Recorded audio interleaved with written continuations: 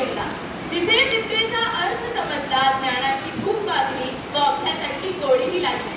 जिथे स्वप्नांना पंख फुटले व प्रगतीचे मार्ग सुचले, भविष्य जेथे उज्ज्वल घडले, तीच आमची प्रिय शाळा आणि तीच आमची प्रिय शाळा. सर्वप्रथम अशा या प्रिय सुंदर व आपल्या शाळेला मी मनापासून नमन करते. तर तसेच आपल्या अशा शाळेतल्या पाहुण्यांना, मान्यवरांना, डिरेक्टर सरांना, आपल्या प्रिय शिक्षकांना, श्रोत्यांना, विद्यार्थ्यांना, माजी विद्यार्थ्यांना व सर्वांना नमस्कार. तर असे जगावे दुनियेमध्ये आव्हानाचे लावून अंतर. आय रिपीट, असे जगावे दुनियेमध्ये आव्हानाचे लावून अंतर. नजर रोखुनी नजरेमध्ये आयुष्याला द्यावे उत्तर, आयुष्याला द्यावे उत्तर. कवी मित्रा करंदीकरांच्या या काव्यपंक्ती आजही आपल्याला आयुष्य कशा रीतीने जगायचं हे शिकवतात. आणि अगदी या काव्यपंक्तीला साजेशी व्यक्ती ज्याने आपल्या अख्ख्या आयुष्याचा मौल्यवान काळ हा आपल्या शाळेला व शाळेतील विद्यार्थ्यांना दिला, आपल्या साऱ्यांचे श्रद्धा व प्रेरणास्थान अर्थातच डॉक्टर शंपा इंचवडेकर सर यांना माझे नमन असो.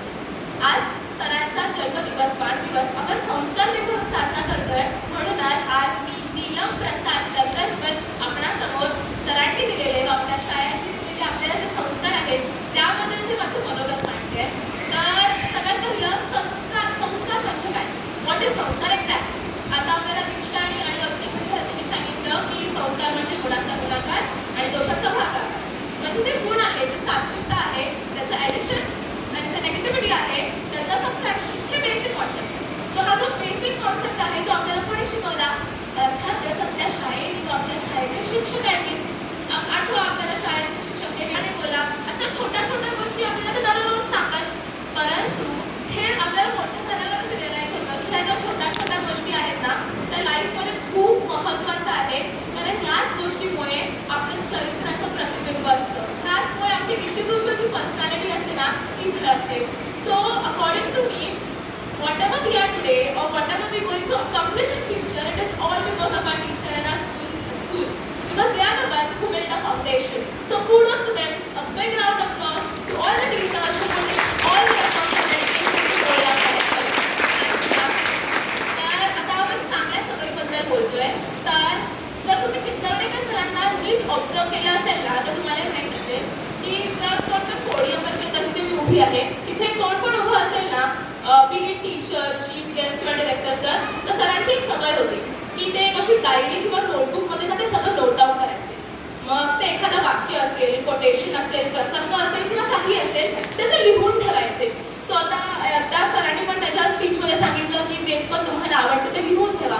आपले टीचर्स पण आपल्याला बोलायचे की रोजनिशी डायरी, जर्नल मेंटेन करा. But us being us we fail to do so. But ह्याने काय होतं ना, लिहिण्याची सवय बट ऑफकोर्स वाढते, बट आपले कम्युनिकेशन स्किल्स वाढतात. आपण स्वतःला जास्त चांगलं ओळखायला लागतो आणि आपल्या कॉन्फिडन्स आणि आत्मसंचार, कॉन्फिडन्स हा ह्याचा आत्मसंचार होतो. So if we really want to relearn something from our beloved Pinjardekar sir, then it definitely has to be discipline. Discipline in whatever we do. आपण जे पण काम करतोय ना त्याच्यात डिसिप्लिन हा असलाच पाहिजे, मस्ट आहे. Second, consistency.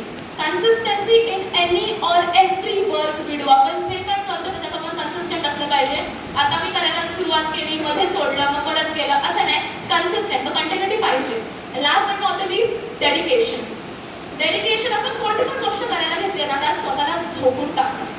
That is dedication towards achieving our goals, aims and dreams.